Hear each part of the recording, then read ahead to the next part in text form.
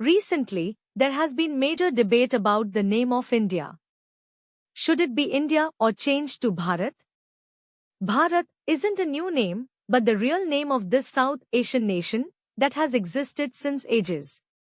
Article 1 of the Constitution of India clearly states, India, that is Bharat, shall be a union of states.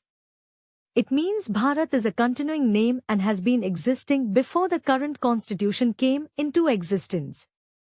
The Republic of India has been known as Bharat and Hindustan. Bharat is not only ancient but also continuing legal name for India. Chapter 16 of Brahmanda Puran is dedicated to the description of Bharat.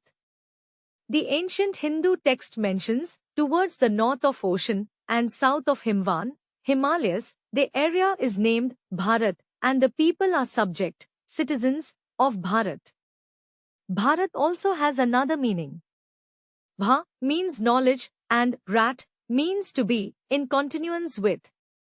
Since the people of this land have been founders, discoverers, inventors and propagators of various domains knowledge, Bharat is the name of this land.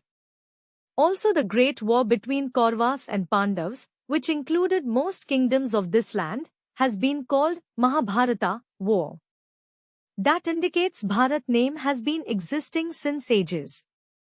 And there exists history with its nomenclature too. The oldest texts mention Emperor Bharat, son of Rishabhadeva, the first Tirthankara, not be confused with Dushyant Sakuntala's son Emperor Bharat or Sri Ram's younger brother, Bharat, unified various small lands into a great nation, for which this vast piece of land, as big as subcontinent, is known as Bharatvarsh, now as the India subcontinent, which comprises of India, Nepal, Bangladesh, Pakistan, Bhutan, Sri Lanka and Maldives. Hence the real name of this great land is Bharat.